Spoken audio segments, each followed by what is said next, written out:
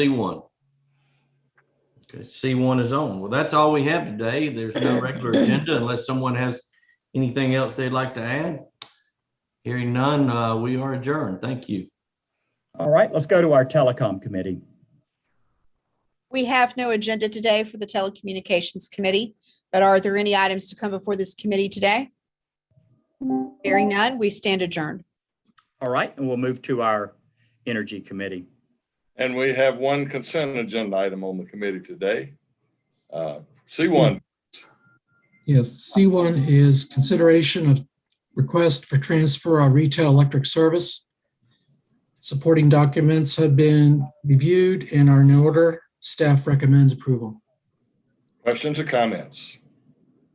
We'll move forward with C1. There's no regular agenda. Is there any other items, any other business to come before the Energy Committee? Hearing none, we stand adjourned. Thank you. All right, we'll move to our Administrative Affairs Committee. Item 1A is request approval for out-of-state travel for 5 Pipeline Safety Unit members to attend the 2021 NAPSR Southern Regional Meeting in Charleston, South Carolina. The cost is $7,702.50, and it'll be partially federally funded or principally federally funded. All right, I do recommend the she crab soup at 82 Queens while you're there, if you can fit that into that per diem rate. All right, next item. Wait a minute, Commissioner, hold on. Can I get included in that because my grandson will be at the Citadel starting next month? So I can. Whoa. Hey, speaking of the Citadel, there's someone behind Tricia that might give us his favorite place for shrimp and grits. Fitz, what do you think? You like 82 Queens? You like Magnolias? What's your favorite place over there? There's Magnolias. You like Magnolias for the shrimp and grits. Yeah.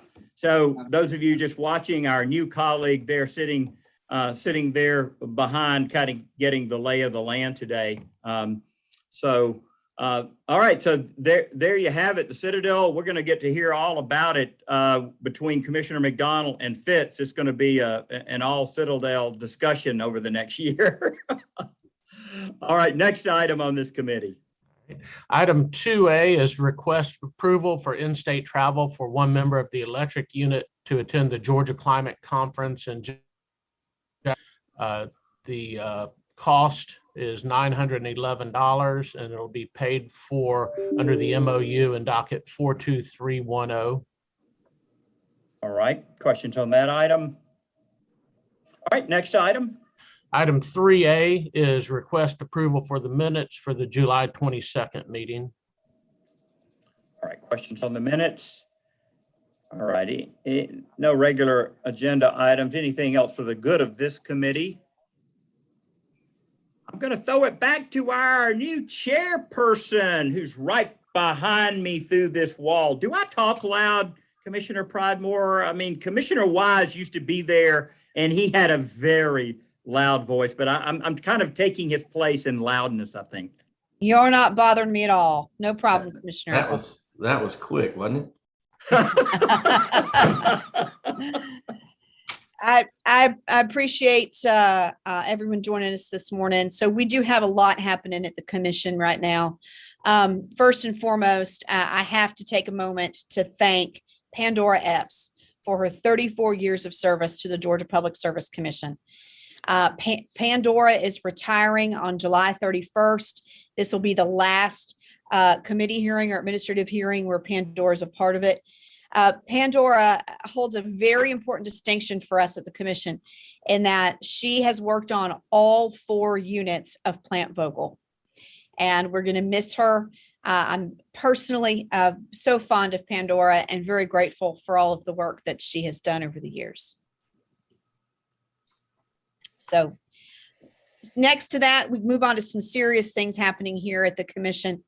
Some very serious things. And the first of which is, for those of you all that know Pat Welcome, Pat Welcome has suffered a second stroke. She is in stable condition. And so I know that her husband, Johnny, and her family, and all of us really appreciate your prayers. As more information is available about Pat's condition, we'll be sure to get it out to everybody. And then lastly, it is with a heavy heart, but it is also not lost on me that today we did not have a Telecommunications Committee agenda. And that's because its chairman has passed on to be with his maker. So this morning we learned that Commissioner Doug Everett has passed away. And just our hearts, our thoughts, our prayers go to Janice and their family. I want to open it up for other commissioners, in particular, of course, Commissioners McDonald and Commissioner Shaw, to be able to say a few words. Thank you. Can I start before you, Uncle Bo? I guess you did. Well, because I knew that I wanted to tell you how sorry we are too, because I know how close y'all were. And you know, as I got the news early this morning from the text, I thought back to some memories. The first memories I have of Commissioner Everett, every one of them involved you, Commissioner McDonald. Y'all were always together at events around the state for many years, and I would see you and Mr. Doug and Miss Janice, and y'all were always together there at the landmark. Just so I know you've got a heavy heart, and we all do, but especially you. And I just want to let you know we're keeping you in our prayers as well, because I remember seeing y'all with your always together with your patent leather jackets. But you know, and Fitz, it's good to see you there too. And I know you just had a tour of the office and met a lot of staff, the staff that is there currently, you know, and walking around the office with Commissioner Eaton. And I know that that's a memory that you'll always remember. But I remember the first time when I was in, you know, getting appointed and going through the same thing you are right now during the transition. And I went by and I went to Commissioner McDonald's office, and Commissioner Everett came in, and he walked me around and introduced me to all the staff, and I'll never forget that. And you know, he was a great man. I had big shoes to fill coming in, and but our hearts are heavy, and our prayers are with Miss Janice and their family. And when we hear of the arrangements, I know we'll all be there. But our prayers are with you too, Mr. Commissioner McDonald. Thanks, Jason. Two things. I don't know of a more, or I've never met a more dedicated couple than Doug and Janice. They were inseparable in everything that they did. A very fine, dedicated Christian family to the same.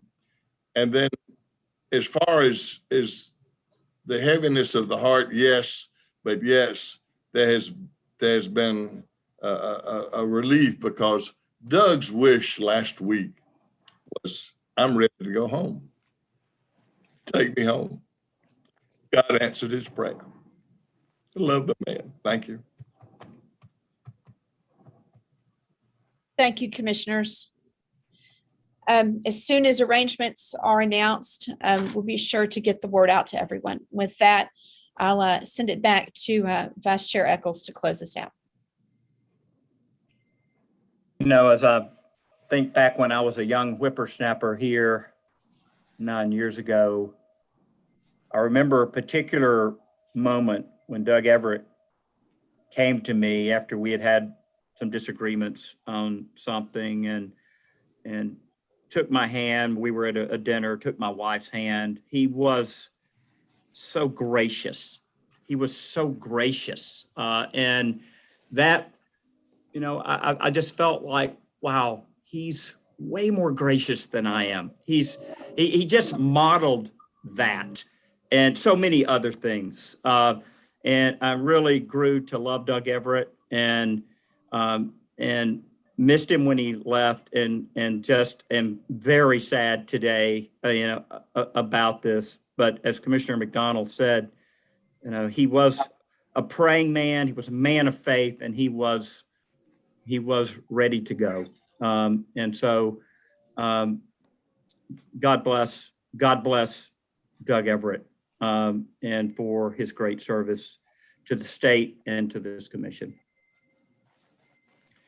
If there's nothing else today on that note, we'll thank you all for being on today, and we'll look forward to seeing you next Tuesday.